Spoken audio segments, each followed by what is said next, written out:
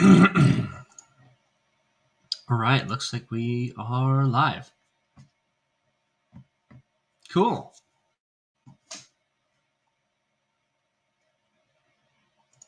I'm not that late, Yiz.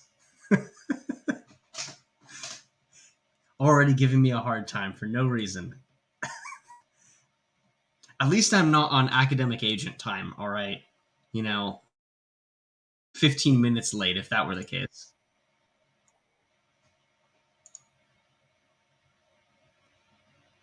We'll just wait for everybody to file in. Can everybody hear me okay? No echoing, no nothing, no boomer issues?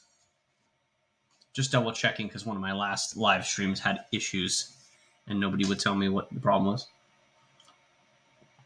Well, they did, but I couldn't figure it out. So I just want to make sure it's not happening again.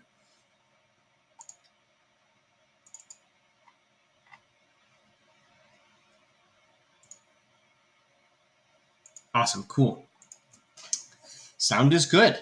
All right. Well, we'll just wait another minute or two for everybody to file in. Today is a very special day, obviously. I have finally made it on Twitter. I've finally gotten 1,000 followers. So I am officially a Twitter personality, a niche internet micro e-celeb, if you will. So, of course, I have to do the obligatory stream for everybody. So we can all start asking questions. I don't think I'll go too terribly long for this stream. I think an hour, maybe an hour and a half is probably good for this. Yeah. So I got a new job recently, and that's going to be an interesting time. It's a bit different, but and I'm excited for it. But other than that, this is the main event, really, because it's only the internet which actually matters, apparently.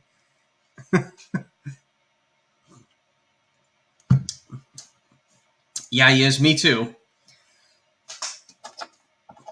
And thank you for showing up, by the way. It's good to have, familiar faces in the chat, for sure, other than just random people that I haven't ever interacted with before. I feel like the 1,000 follower stream is probably like the cozy friend stream where you only have like 3 or 4 people watching it.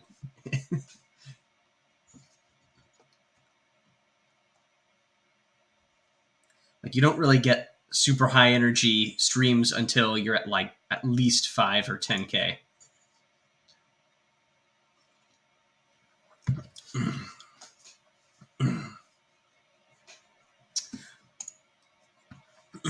I don't know if anybody could see from the thumbnail, but of course I had the classic meme mashup of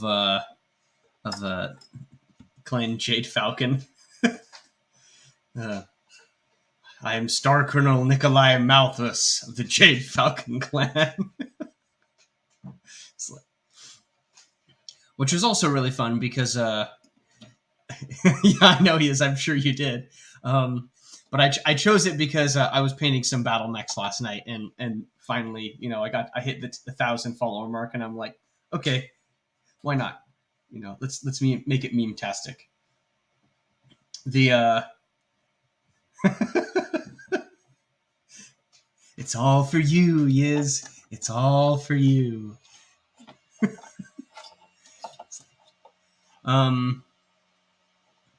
Yeah, so I'm painting some of my battle mechs. I probably should have taken a picture of them so you could have all seen them. It's like, yeah, I got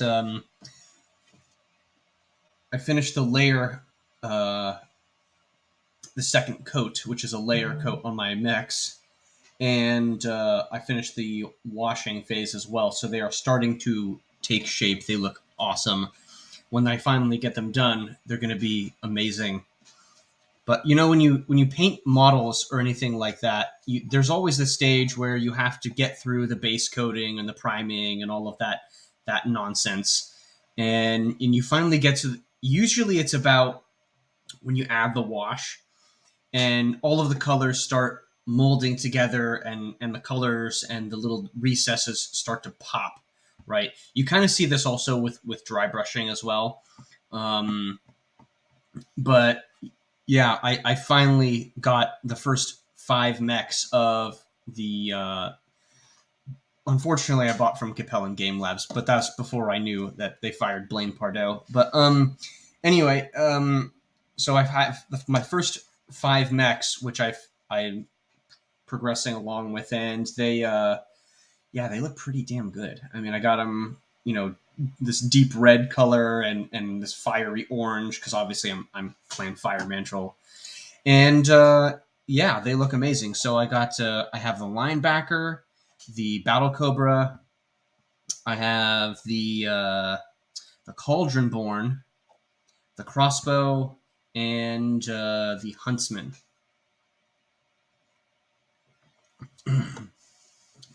Good evening, Wotan005.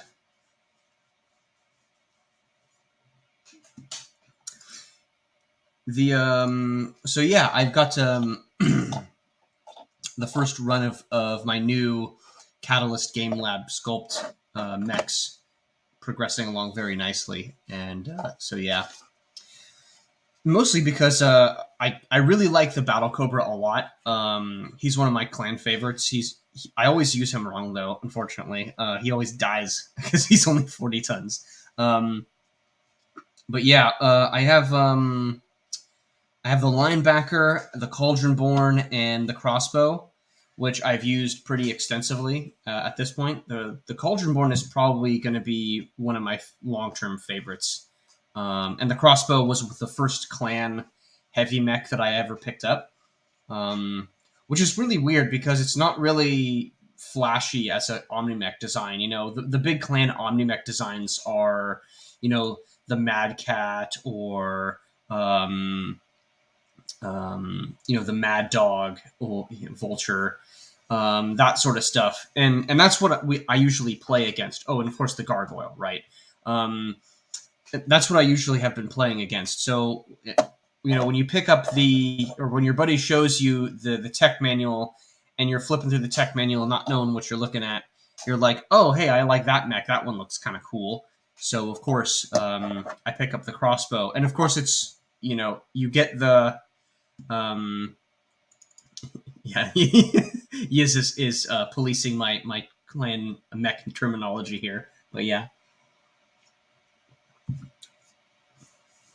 Yeah, the Gargoyle is very mean. But yeah, the crossbow is a good mech, and so I've been painting it, and I already have a metal sculpt of it. But because the Capellan Game Labs, or Catalyst Game Labs, if you prefer, their packs come to, at least for the clans, 5 in a box, 5 plastic models in a box, which is it's great. There's no assembly required. They're already on the base and everything. And they look great.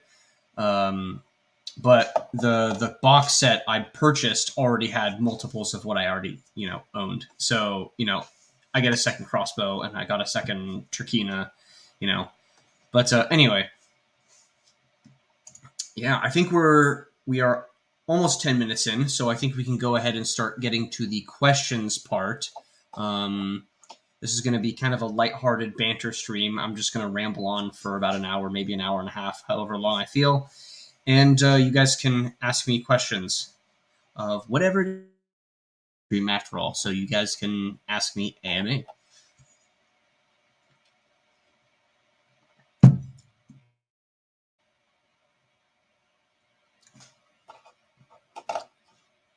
Yeah, the Cauldron Born is a great mech, he is. And especially the Prime variant. Like I fight against one of my buddies who's been on my channel before, H-Hour. He plays Ghost Bears, and he runs all of his mechs way, way, way too hot.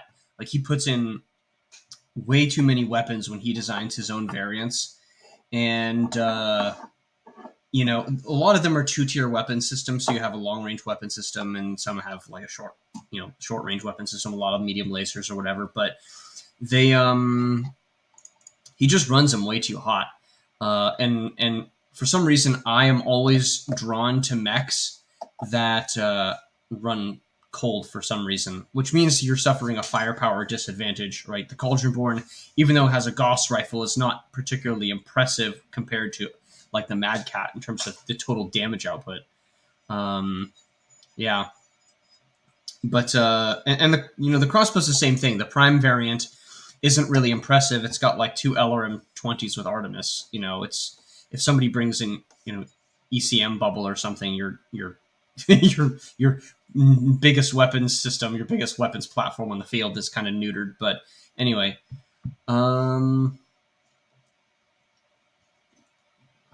yeah, I'd agree. Is the Timberwolf is a good variant.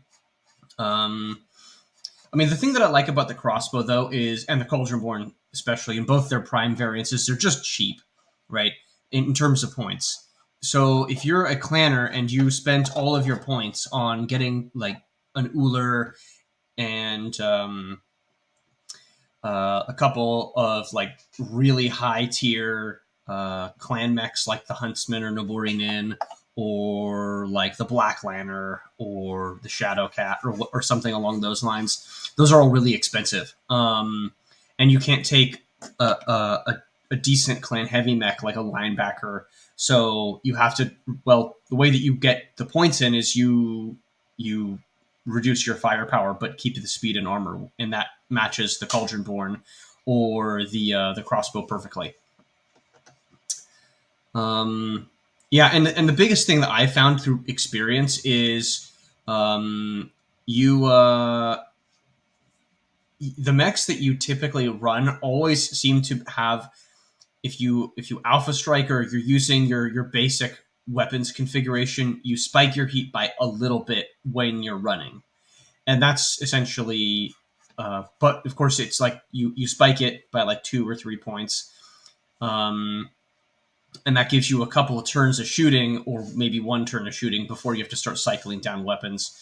And those weapons are, it just means that you don't alpha strike and overheat, which is, mostly I chose these mechs when I was a super new and beginning player, and so heat management was always a problem. So my solution just always to take mechs that didn't really need to manage heat because their weapons loadout was so cold.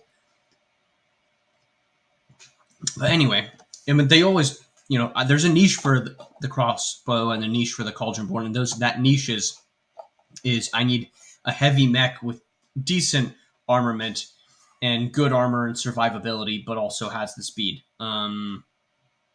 So yeah, and of course cheap points cost, but not flashy at all. Yeah. So looks like we got a couple questions here. So what WTF happened with the Zumwalts? Well, that is a very good question. And my basic answer to you is probably has to do with the fact of engineering. And of course, speaking of engineering, this is where you start getting into BattleTech stuff, because BattleTech is a perfect design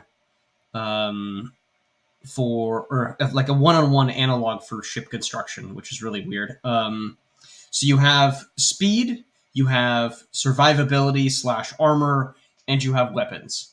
And the bigger weapons that you have, the smaller engine and more armor that you have, the bigger your ship is, in order to compensate and keep your speed at a decent rate, because you have to fit all of this stuff inside of a shell, right? In a hull. And so what happened to the Zumwalts, as far as I can tell, is they were a little too ambitious with them. They wanted to put this brand new laser weapon system in it, which, it does work. They do have laser weapons now, which is cool. Like, every 80s sci-fi kid, wants, the lasers. But they basically, the R&D was not where it should have been for constructing a ship with that kind of weapons loadout. And so the Navy basically was like, oh shit, this weapon system that we want isn't really ready yet. And it's about power generation, right? In order to generate the amount of electrical power to fire a laser requires an incredible amount of electricity, and in order to do that, you have to have some pretty hefty engineering plants, right? And the problem that I think the Zumwalts ran into is that the engineering plant wasn't powerful enough, wasn't capable or strong enough to be able to have a ship with that kind of weapon system. I'm not saying it can't be done in the future, but there seem to be some very hard limits in the technology right now that we can't seem to overcome. And other than the general engineering flawed design, which I'm sure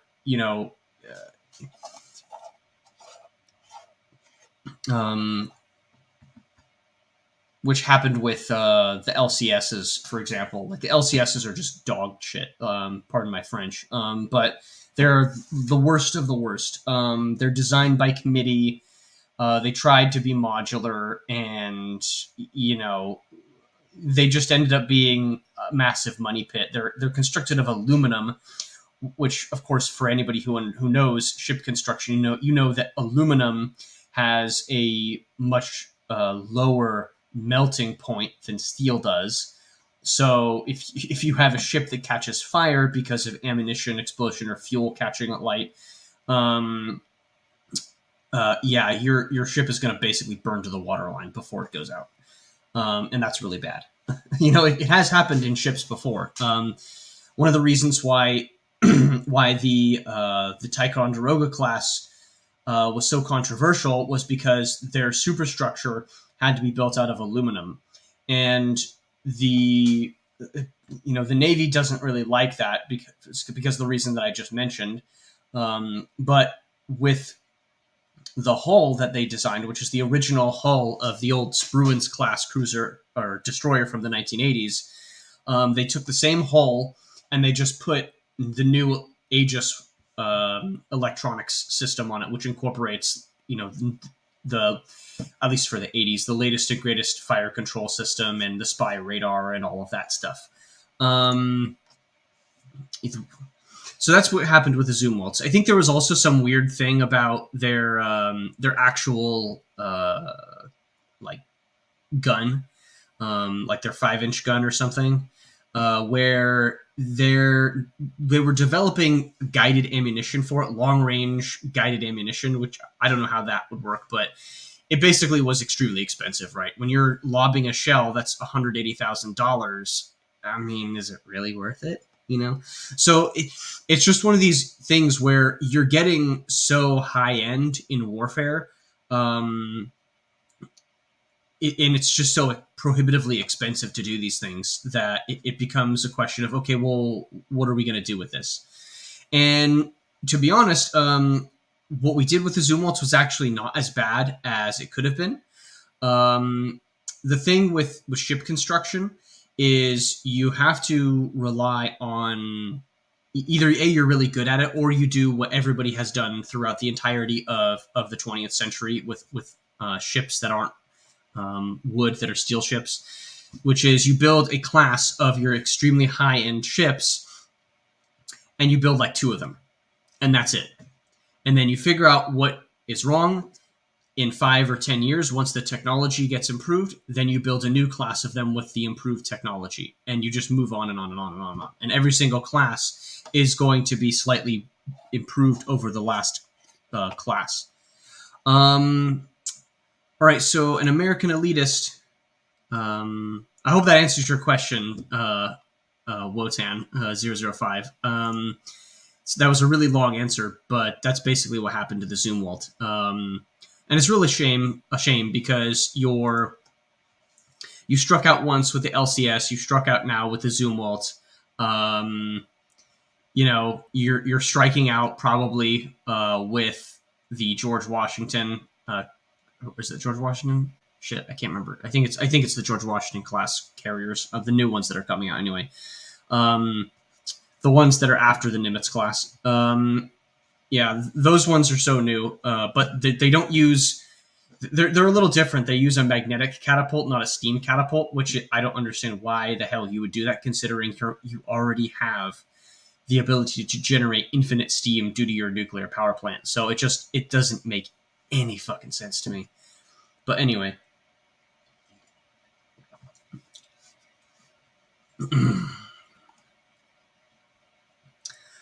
Let's see. American Elitist says, "What happened to the U.S. Scorpion?" I assume you mean USS Scorpion. I'm not sure. This is new to me. USS Scorpion disaster.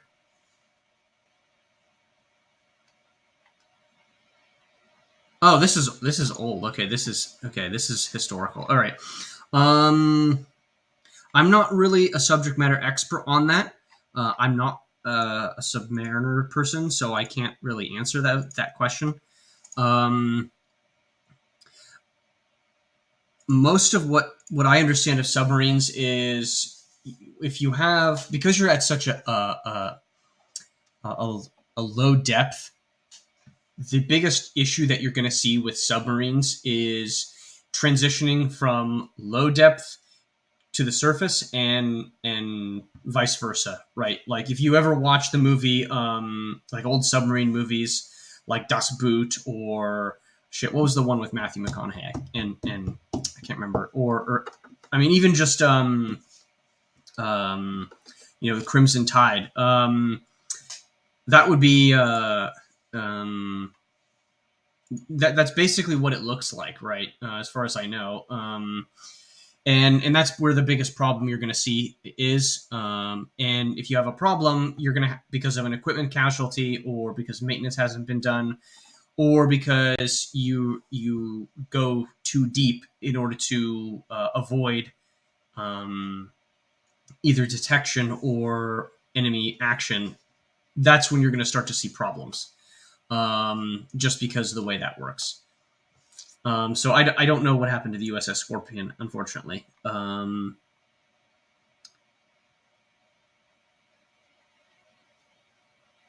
I mean, that's, yeah. I got a Wikipedia article up now. I'll read it later when I get some time. I won't waste everybody's time reading our article.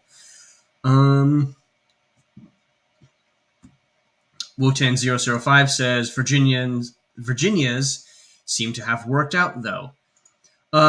Yes, they have. And of course, to a lesser extent, the Seawolf class also has largely worked out. Those things are still in service, even though it's, they were the latest and greatest around when the Ticonderoga class came out. The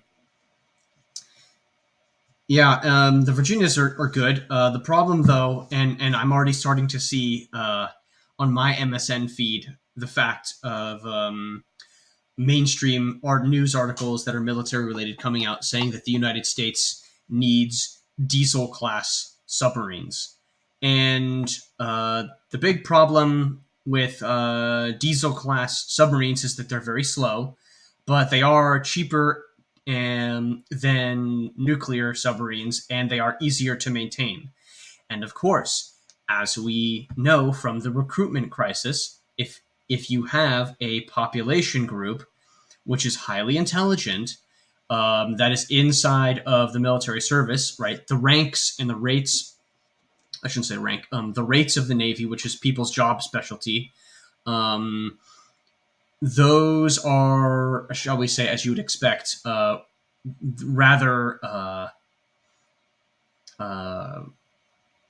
racially coded, shall we say. There's a very clear difference in which department people go into on board a ship. In supply and logistics, usually it's like Filipino, mostly Filipino, some white guys maybe.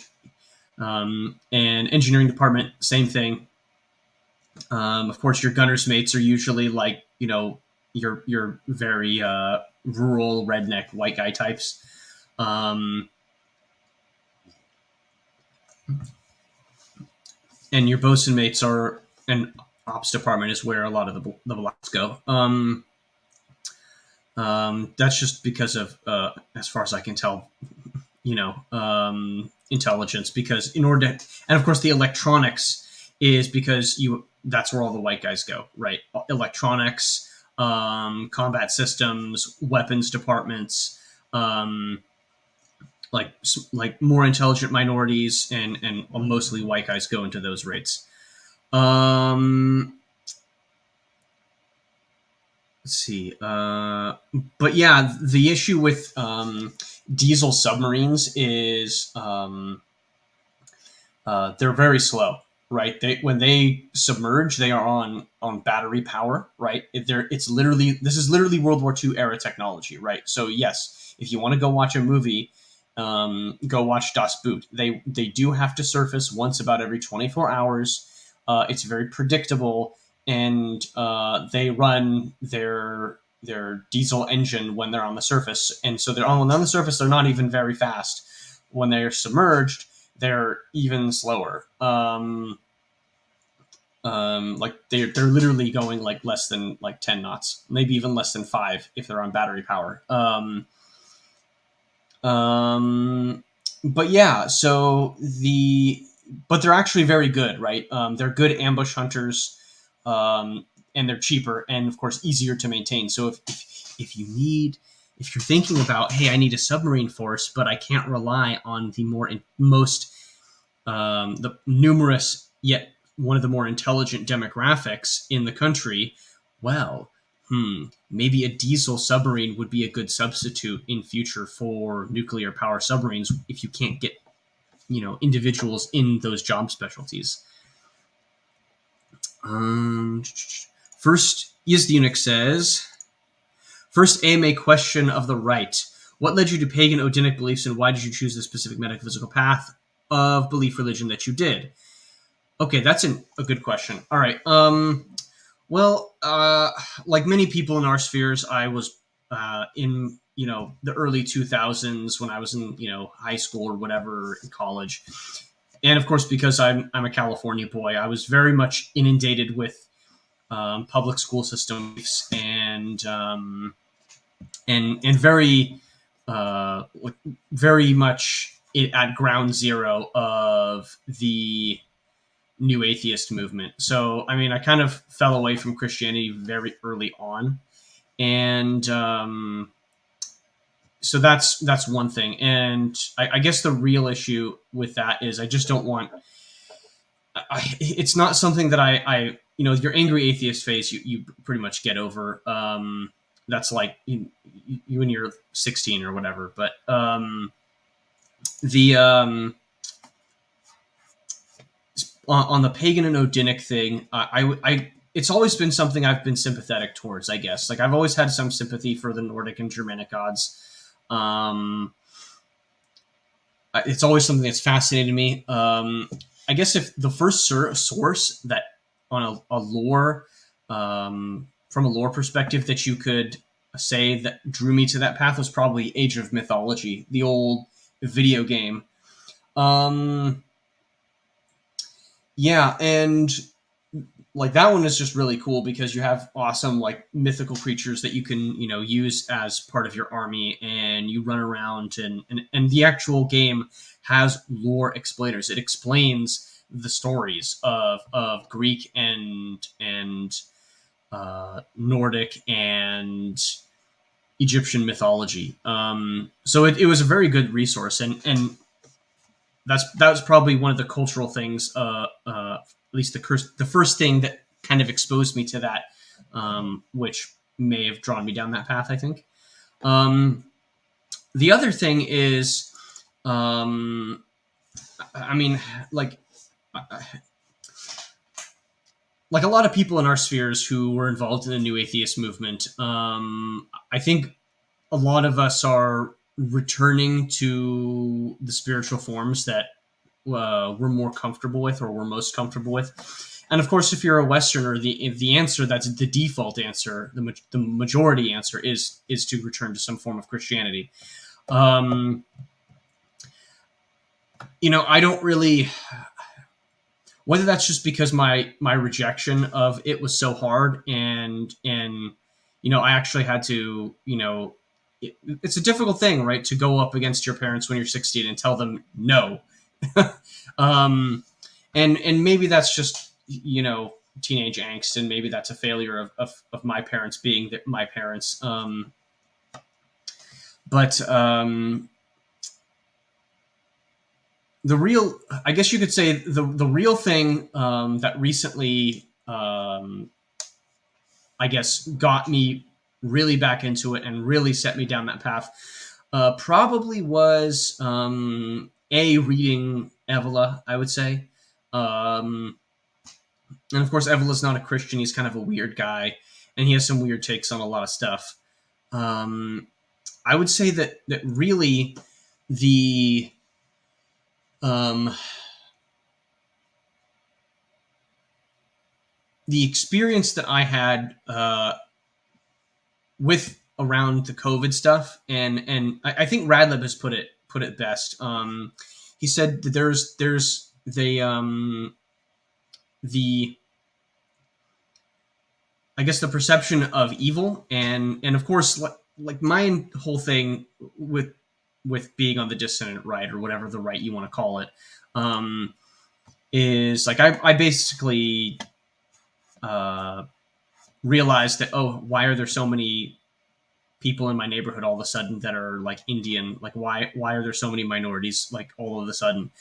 And I think that's probably one of the reasons why, looking back on my deconversion from Christianity, that's why. I was raised Catholic originally. My dad was Presbyterian, and so maybe you could have, and who converted to Catholicism to marry my mom. And so maybe you could say that was a bit of a mixed marriage. I was raised fully Catholic, but I don't know, the just being in the geographic region of the United States that I was in and that I grew up in. I think that there was a very clear shift in the early 2000s, where you can definitely tell that the church that you're attending week by week is becoming less and less of a white people's institution.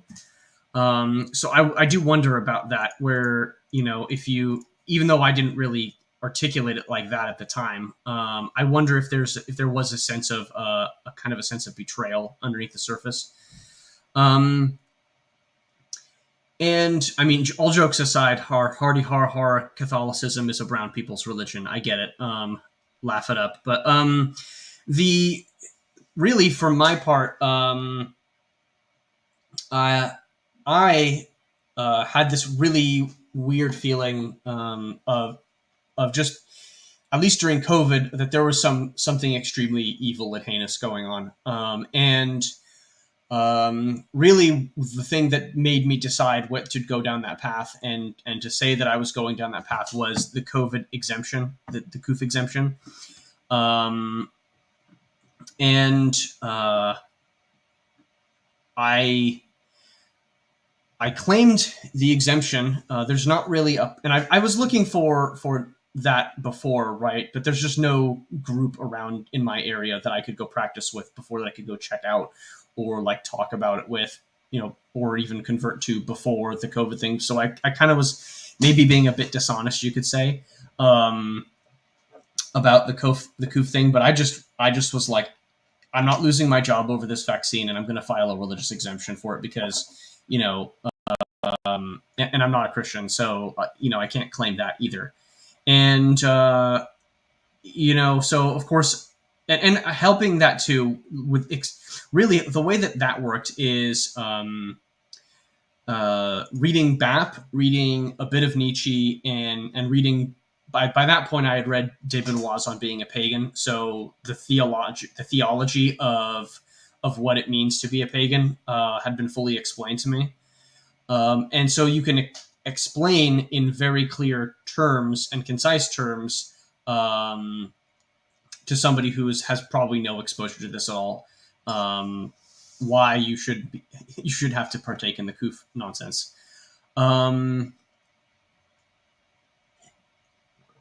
So really, that was kind of the biggest push for me.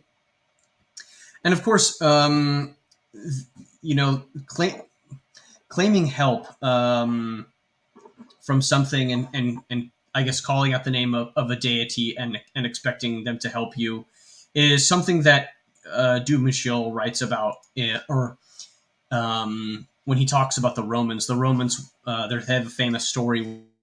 I think this is like pre-Republic days, but um, they were in battle with, I think it was the Etruscans. Yeah, some of the other Latin tribes in Italy, and they basically they're engaging with the Romans in battle, and the Romans get BTFO'd, and somehow they rally before the battle is lost, and they cry out the name of Jupiter, and they somehow turn it all around. So I don't know if that's I kind of am inclined to think that that's what I was doing.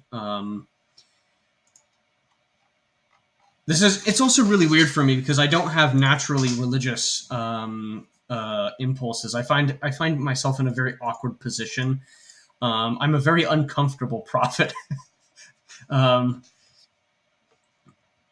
and Yeah, and of course there's other sources that I read too.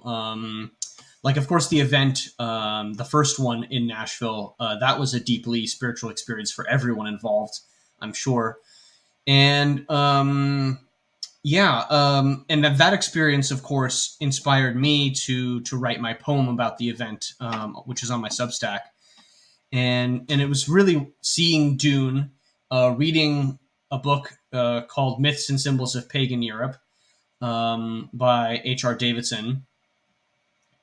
And um, that one was interesting because I was like halfway through that book when I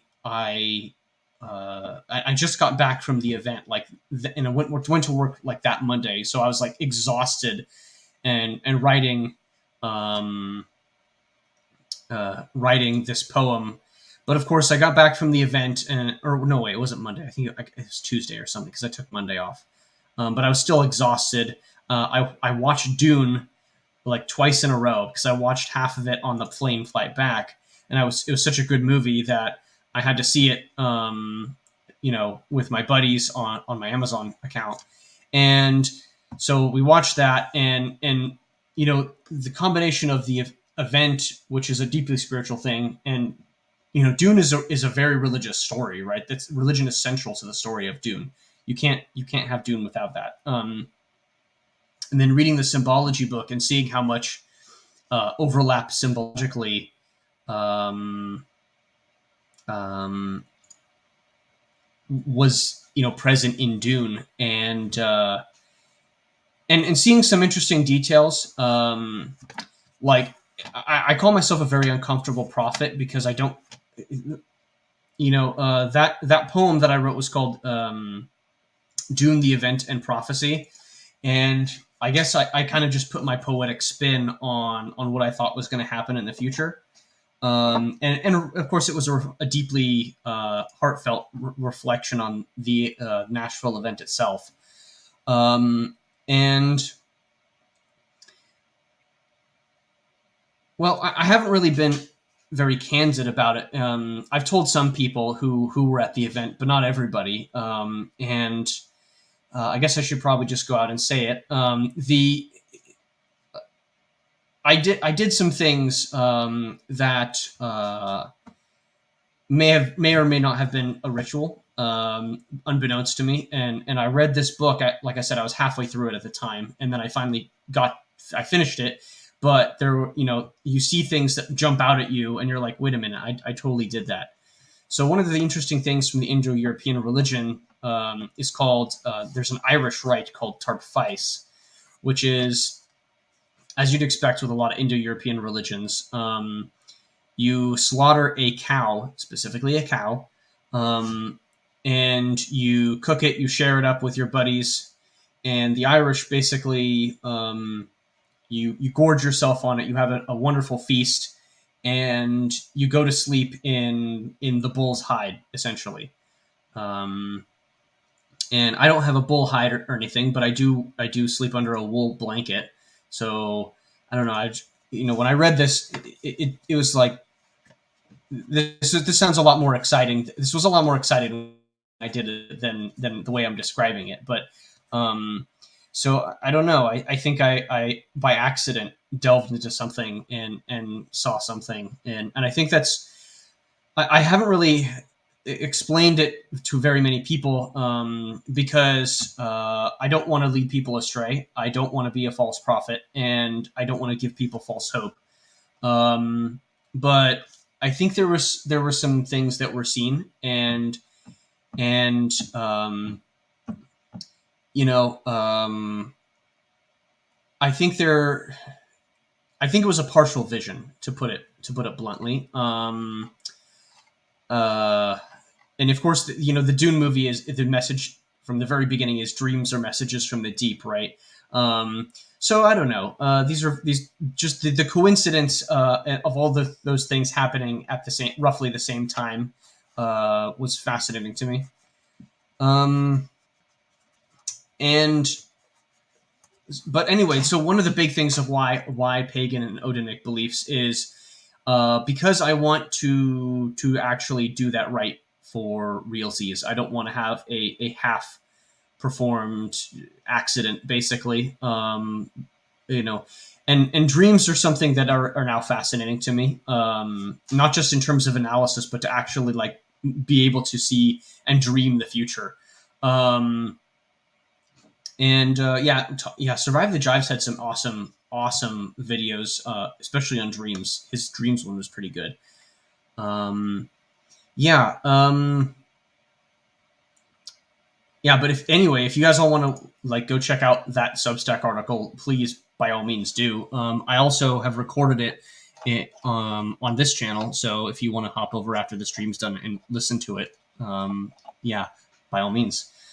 It's a good one, and of course, like I think that partial vision is one which can be refined. Um, but I mean, just the excitement of having that happen and having something literally pop out on when I'm reading a book on the page, as I'm like, holy fucking shit, I did this. um, um, yeah, that's some interesting interesting back deep lore there.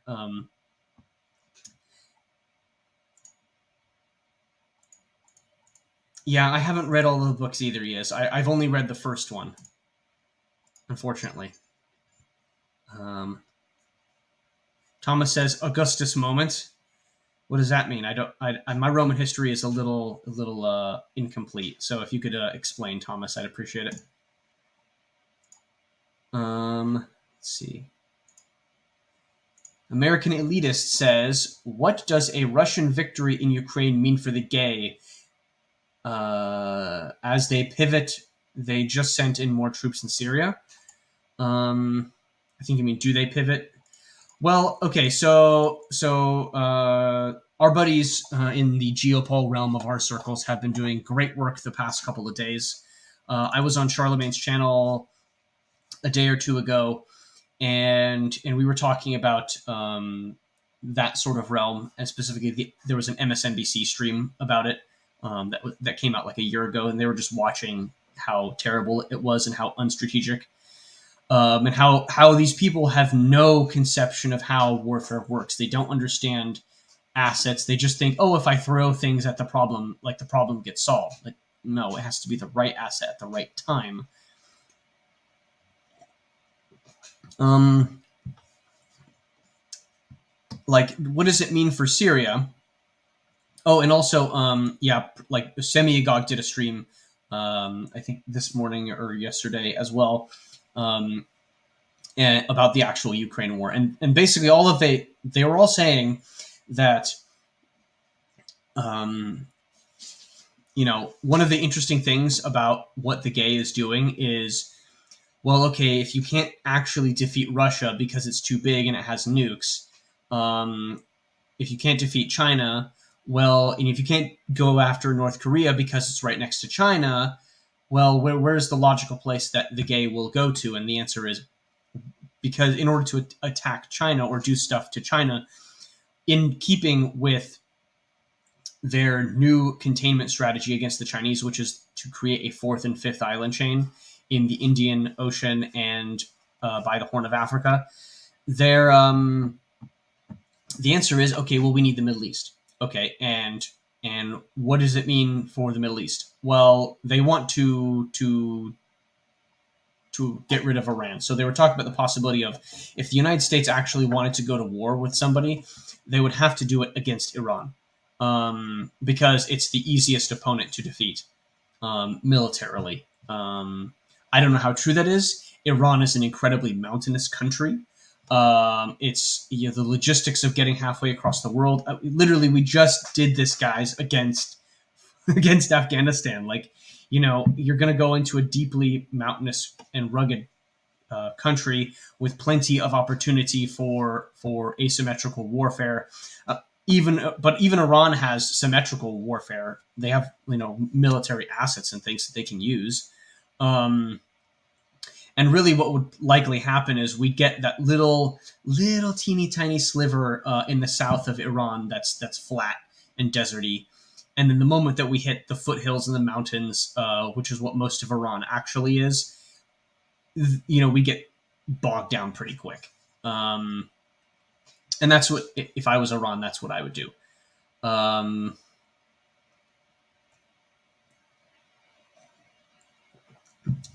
So yeah, the obvious answer is we're going to pivot back to the Middle East.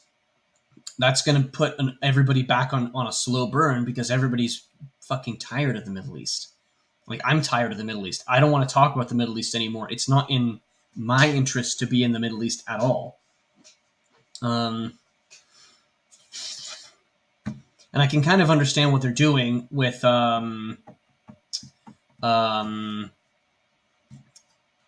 this whole fourth and fifth island chain idea. I get it.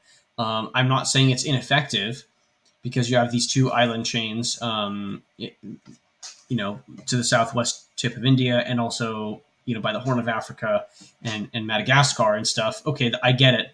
That all makes sense if you're going to attack China on a resource basis. If you're expecting a conflict with China, you need to cut them off from resources from Africa and the Middle East.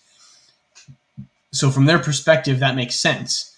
But of course, the answer for an American strategy is always Middle East, Middle East, Middle East, Middle East, Middle East. And I as the empire, it just feels like the people here are just absolutely sick of being in the Middle East. Like, I don't know how popular another Middle Eastern war would be. I think that one, they're running out of options, aren't they? I feel like they could do another proxy war in the Middle East because no one really cares. But where are they going to get and of course, because small arms and cruiser weapons and Humvees and like 80 millimeter man portable mortars weapons and all of that stuff, like, that's relatively easy to transport and to give to foreign fighters. But who knows? And of course, they want to get Saudi Arabia back on side as well. And attacking Iran and knocking Iran down a peg would be an easy way to get the Saudis back into our corner.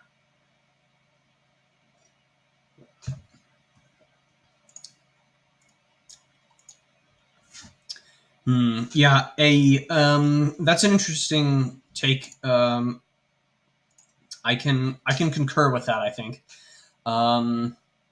Although, like, why would you go back to Syria? I get that they really hate al-Assad, and they would love to see him ousted, but you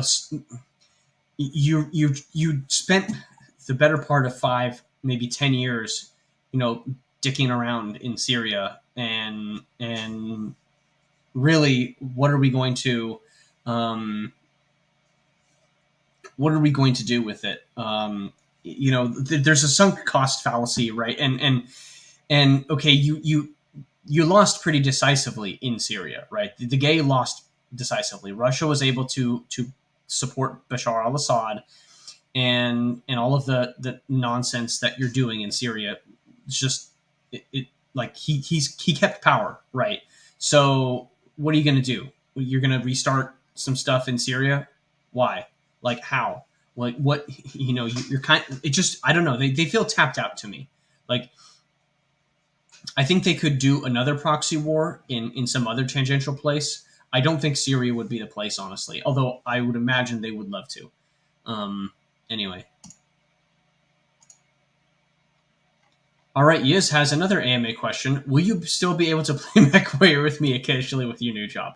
Yes, we will still be able to play MechWarrior with you. I texted you, by the way, because I wanted to see if you wanted to play tonight. But anyway.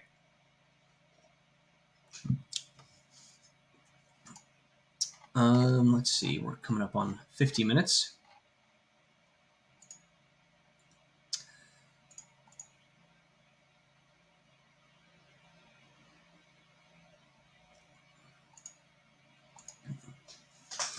I mean, yeah, you do have troops in Syria. We've had special forces there for the longest time. And YPG, what is that? That's the Kurds, right? If I'm not mistaken. And of course the Kurds are an easy way for the gay to do that because they're obviously communist, right? And that whole region is just rife for color revolution nonsense because you have so many different ethnic groups all over the place, and they always feel aggrieved by the other ethnic groups that they live in the same country with. I mean, Prudentialist also did a great stream on the legacy of Sykes-Picot, and I mean anybody who's aware of Sykes-Picot and the history of the Middle East post the Second World War is understands that these natural boundaries and borders are eventually going to be renegotiated to a certain degree. I don't think all of the countries are going to retain their shape over the long term. I mean, especially not once the United States is out of the picture. But that's mostly one of the big problems of the Middle East is the outcome of the 20th century and the decolonization. Because all of these different groups are just all packed in with each other, and they all fight each other, and they hate each other's guts, and there's no real solution other than either ethnic cleansing or having the physical borders of a country, be redone on the map.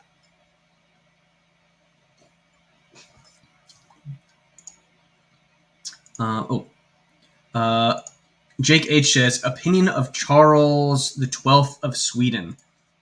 Charles the 12th of Sweden. Is he the current monarch? No. Who is this guy? Is he... Oh, he must have been... Okay, yeah, he was the guy in the Great Northern War. Okay. Yeah.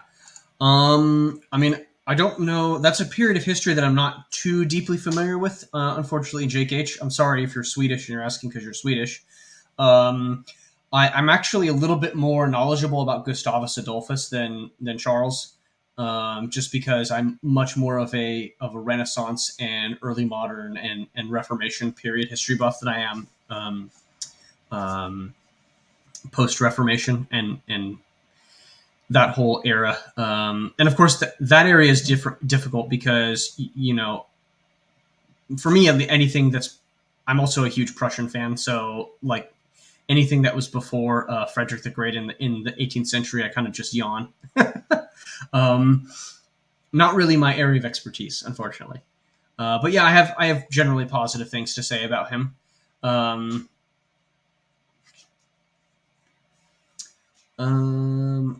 Of course, then he says Great Northern War. Wallenstein then. Okay, so Wallenstein is interesting. He's a charismatic figure, right? And in the classic archetype of a military commander. I'm thinking of Wallenstein. Yeah, that's Wallenstein. Wallenstein, you have on the Spanish imperial side, you have Wallenstein and Count von Tilly, and Wallenstein is the guy who's the charismatic guy who got killed because he fucked with the Holy Roman Emperor. Yeah, Wallenstein is an interesting guy. He's so charismatic, but he was kind of a commoner, if I remember correctly, or he wasn't really truly aristocratic. He certainly didn't act like it, and that's one of the reasons that led to his downfall, if memory serves.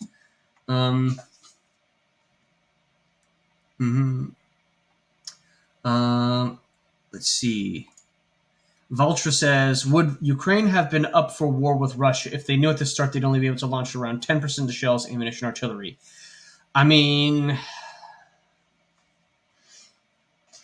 what does that mean? From their perspective, they are absolutely able to continue the fight because they're getting ammunition and artillery and weapons from the West, right? The only reason Ukraine is still in this fight is because the West has been giving them stuff. So I don't know how to answer your question there, Valtra. I would just say that just because they have to ration their shells doesn't mean anything, right? Every military force is going to try to conserve its ammunition if possible and use it only when it's going to be most effective. So, and of course, like being given free stuff basically is always a draw, even if it's in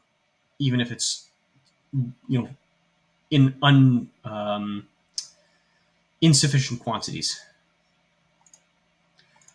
Simon JJ says, Raging Mandrill, have you seen The Sound of Freedom yet? And your thoughts? I have not seen The Sound of Freedom yet. I cannot give you my thoughts, unfortunately. I've heard very, very good things. I would recommend to go see it because it makes all of the right people angry. But no, I have not seen it. I mean, movies really suck these days, don't they, guys? Like Dune was an interesting exception, and I am very fascinated. And maybe this was because of COVID, but like I'm very surprised that Dune only got about $400 million. Like it was like a film that they spent 150 to 100 and almost like so they, but it only grossed 100 million, like $400 million. So like this is just so interesting to me because this is like now that the MCU is like done, and the only thing that you have left from it is the weird like backstory or like side story arc, right? But they're basically done with the MCU, right? The MCU is basically just over. So what are you going to replace it with? Well, obviously the answer is Dune, right? So I'm just very surprised that movie didn't do as well. Maybe, and I wonder if that had to do with the marketing of it. But it was an amazing movie. They're making more of them. Frank Herbert has like 6 books in a series, plus a whole kind of expanded universe if you count the work that Herbert's son did. So I mean, there's plenty of stuff for Hollywood to go into, right? And to replace the MCU with, which is kind of what they want. So yeah. Awesome. Yes. Thank you. Yes. Good. We are looking forward to playing with you again. Let's see. American Elitist says, spicy question, but why did the country that I will not name attack USS Liberty in your opinion? That is a very good question. I'm like,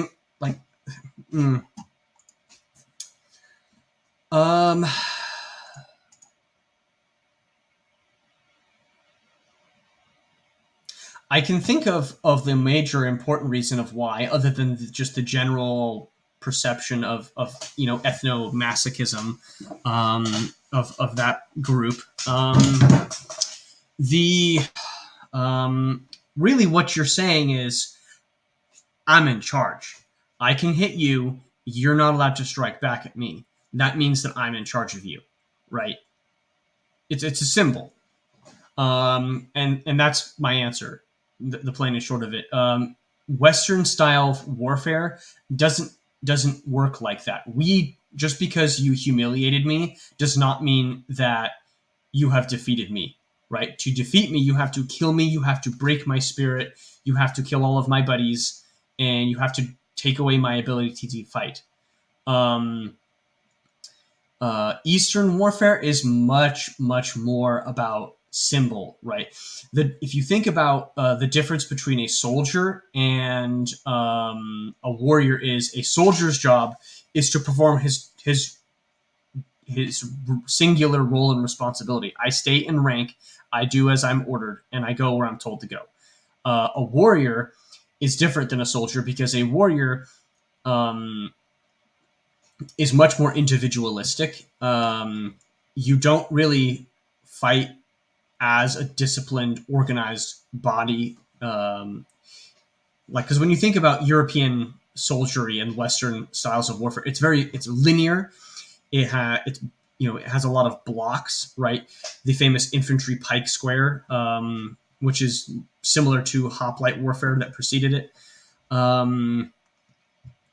But Eastern warfare is much more the warfare of the warrior, which is individualistic. I do what I want, and I'm here for my glory, not for victory, basically. So that's a major distinction, and of course, it means that internally, the symbology of what victory means is different, and this is one of the culturally the reasons why the United States has had such trouble defeating the Islamic countries in the War of Terror, because it's a war of symbols and a war of belief, right? Which is, I am symbolically defeating you by making you look bad, right? So that's what I think that group was doing.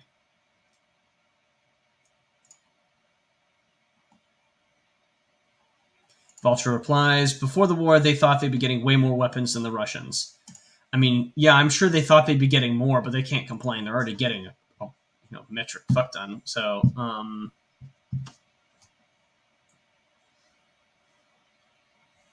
yeah, Yiz, I would say that you should see the modern one. Maybe you and I can hang out sometime in person and we can watch it. I have a copy of it, by the way. I asked for Christmas last year, so yeah, I have a copy, a hard copy. If the Germans won the Battle of Jutland. Okay, now that's an interesting question. Thank you, Jake H. Well, the Germans would have had a very difficult time winning the Battle of Jutland because qualitatively, the British had a superior fleet in terms of their battleships. The Germans had a lot of pre-dreadnought battleships that were still hanging around. I'm not saying that they were militarily useless at the time, but they were obsolescent, right? So a greater proportion of the German fleet is made up of obsolescent ships, and they were outnumbered to boot. So it would have been very difficult for them to win Jutland. I would say that the best possible way for them to have won Jutland is somehow being able to, and this is of course assuming that the Germans actually, the Germans have always had a problem with code breaking and having their military intelligence be compromised. So really what they should have done, because this is pre-aircraft warfare, so you should have used submarines to your advantage, right? You put submarines at the choke point of your enemy's fleet. You force them to, or you use submarines as a screen, right? Which is kind of similar to what the Japanese and the Americans did at Midway. And then you force the enemy to have to pass through a submarine screen in order to return to port. But that's just what I think and how the Germans could have won, which is, basically rely on the one strength that they had.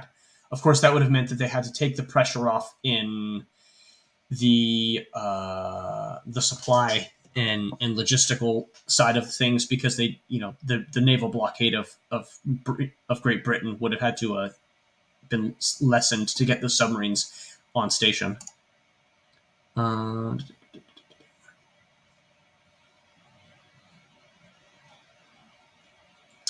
see.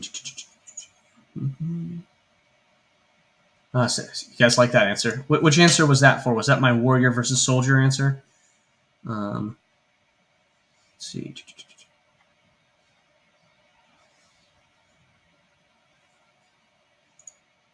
Ardent Party. Hello, Mr. Ardent Party. If I had to choose between learning a Russian or Mandarin, which would I rather fight a guerrilla war against? That's like 3 questions in one. What is that? God. I'd rather learn Russian probably. At least there's some overlap in language. Even though both of them are difficult, right? Because one's in Cyrillic, so you'd have to learn a whole new alphabet system, and the other's in Chinese, which is going to use the Chinese characters. Oh God, why would I? It's a very difficult question. Yeah, I'd say probably Russian. And would I rather fight a guerrilla war against Russia or China? Probably Russia, because Russia doesn't have the manpower to sustain that kind of conflict, assuming that they could even invade the United States.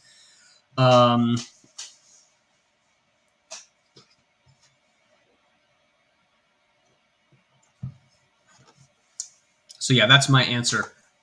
I would rather fight a guerrilla. Oh, of course, they just have less people too. Those Chinese, even though they're suffering a massive population decline because of the one-child policy, the Chinese still have 1.2 million people, or 1.2 billion, I should say. So yeah, if they wanted to, they could just squash you through sheer, Bugman numbers. Let's see. What else? Kingdom of Finland. Hello, sir. Well, Ukraine has better equipment than Russia. Yes. Lol. Western equipment is better than Russian equipment. Yeah, generally speaking, that's probably true. Especially for the old Soviet stuff. Although it's not really, because the old Soviet equipment was inferior to Western equipment at the time. It's always a question of, can it do its job effectively, and is it cheap enough to do what it's required to do? And of course, can it be easily maintained and repaired? Western equipment has this massive problem because, yes, it is qualitatively superior. It has a lot of bells and whistles on it, but it's also more difficult to replace things. Once you start adding electronics to everything, it makes maintenance way more difficult. Yeah, Yiz the Eunuch has the correct answer for your question there, Ardent Party, is neither. I don't want to have to fight against either of them.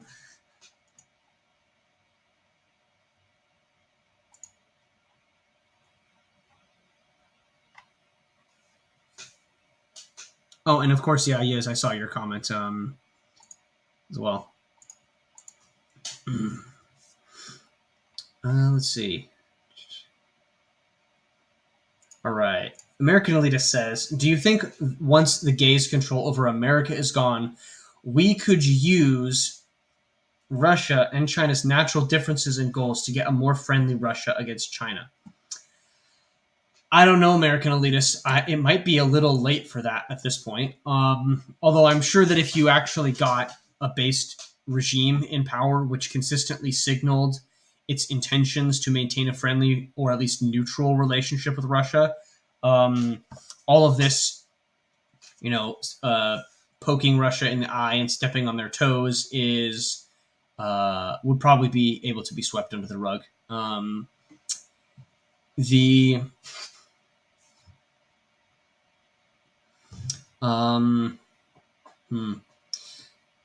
As I always say, if the United States was to go to war with China or in any sort of geopolitical thing, if it wants to go up against China or confront China in any way, it will require, at bare minimum, a neutral Russia that is not providing China material aid. And now, of course, that you're pushing Russia and China closer together. They're now establishing trading relationships. Obviously, China has its Belt and Road Initiative, so that goes hand in hand with their goals. Does Russia really care if it's the junior partner in that relationship? I don't really think so. I think Russia still is attempting to recover from the Soviet times. I think they would be much more interested in Europe than attempting to create the Russian Empire in Asia again. I think they definitely want friendship, and it makes sense for them to have friendship with the Stans. But I don't know if they want to control those areas again. They already have significant Russian minorities in a lot of them. So why would they even need to go back in there militarily? Oh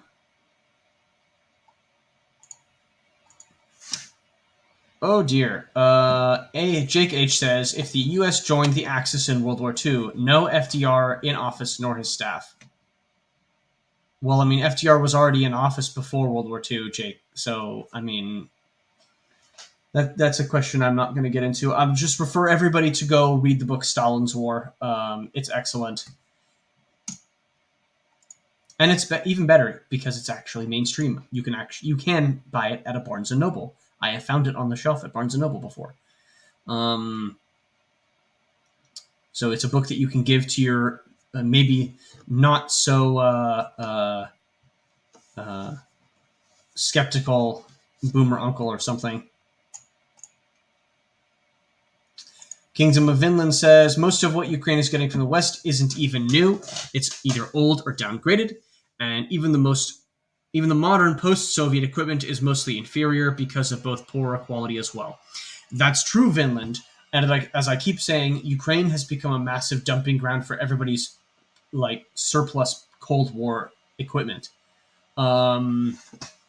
It's an easy way to offload surplus because you want to get it replaced with the latest and greatest stuff. And of course, what the United States is also doing is giving the latest and greatest as a form of op testing. So like NASAMS. Of course, we're sending small amounts of F-16s and Challenger tanks and Leopard tanks. Like that is all stuff that the Gay has been squeezing blood out of a stone for, in order to And I knew that Germany was going to be strong armed into giving the Leopard 2s, but mostly because it's not just Germany who gave them, because Germany has to sign off on all of the export agreements for all of these other countries, for those countries to give up the Leopard 2 to Ukraine as well. So, of course, Germany needed to fall before everybody else fell. And so now, once Germany gives the Leopard 2, now Canada and Portugal and other countries as well were able to give small numbers of the Leopards. And, of course, this is the thing, though, right? Because it is so...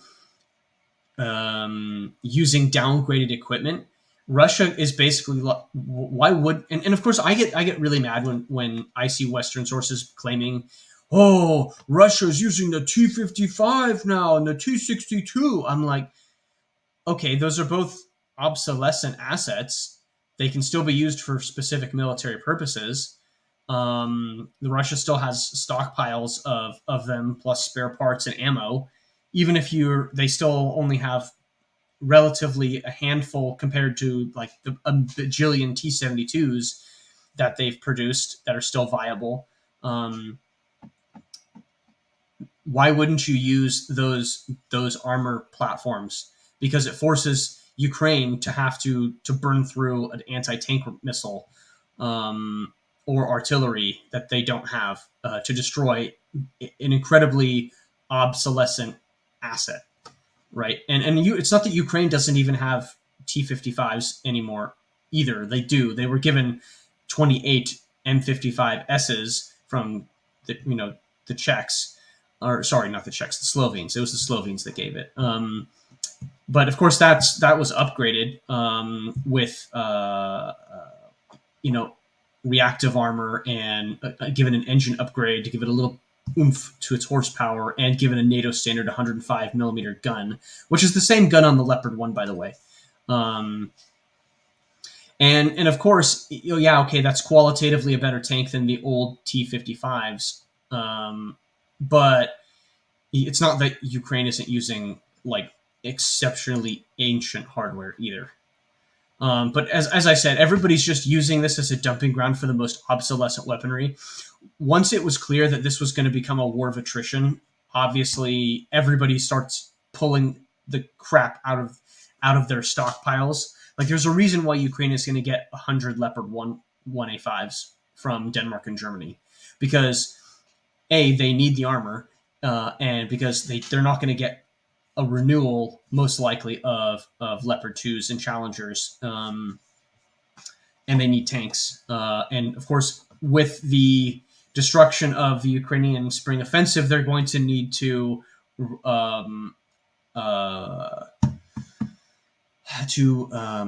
reconstitute their army with equipment, and of course they need tanks to do that, which is basically what the United States did for them, right? That was what those PowerPoint documents, those leaked documents that came out that Charlemagne and I covered, discussed, is that, oh, look, we're just going to give them a bunch of stuff to reconstitute their army because they don't have the equipment to do that.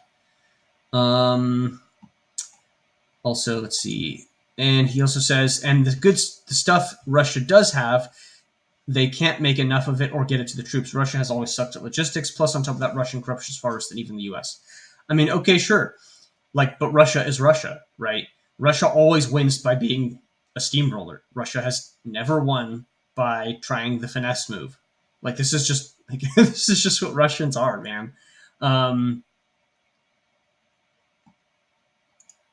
American elite says, it's a stretch given our current elites, but Russia and China's goals and spheres of influence conflict. They're only allies of convenience. So it's improbable, but not impossible in the future. I mean, I'm not saying it's impossible, but in order to get Russia to be friendly, you'd have to divest the United... Basically, the way that would work is the United States and Europe would have to be at odds. That's how the United States would be open to working with Russia, because that's the only other lever that can be leveraged against China, right? If the United States and Europe are at loggerheads for whatever reason, that would mean that the United States would be friendlier with Russia, I think. Yep. What's this? Oh, okay. Okay, everybody's bantering in the chat. Good. Okay. Well, we're coming up on an hour and a half, so go ahead if you have any last questions. Please send them in. Otherwise, I'm going to log off here pretty shortly. So you guys have a couple minutes to give me some more questions. And Yiz, let me know if you want to pick up some MechWarrior later, because I want to boot that up.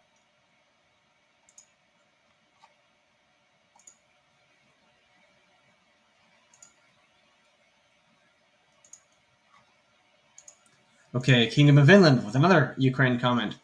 Russia has lost most of its wars, and they frankly don't have the population or political will to do that. I don't think the victory will be soon necessarily, but I don't see how Russia can win. Well, I would say their population is less post-Soviet period. They have demographic problems like every other country. Russia's demographic problems are like skipping a beat, right? So it's not like they don't have healthy young people. It's not like their young people are necessarily not having children. The abortion statistics are updated, I think. A lot of the perception of Russia is the post-Soviet perception of Russia, which is a very 1990s and early 2000s perception. I'm not saying that Russia doesn't have corruption. Every country has basic corruption, and I'm sure the Slavs are have their own reputation. Well, actually, yes, Kingdom of Vinland.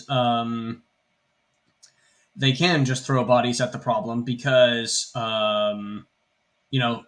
eventually Ukraine runs out of bodies, which is basically what Russia's been doing. Russia can afford to bleed Ukraine white at this point. Ukraine, if it takes too many losses to manpower, it will not cease to exist as a fighting force. And we don't know the casualties, right? So we can't tell what the casualty rate is. We don't know. We don't know the percentage of losses that Ukraine and Russia have suffered. There's just a lot of information that we don't have, and we won't know for a very long time. So yeah. My favorite Cold War tank. Well, I mean, I guess if you count the Abrams tank, right? Because that was developed in the Cold War, right? So yeah, I'm gonna go ahead and say the Abrams just because it looks badass and it's America. So yeah, I will be very sad when I see blown up when I see blown up Abrams tanks in a field in Ukraine. So that's going to be a real tragedy. It's going to be very sad.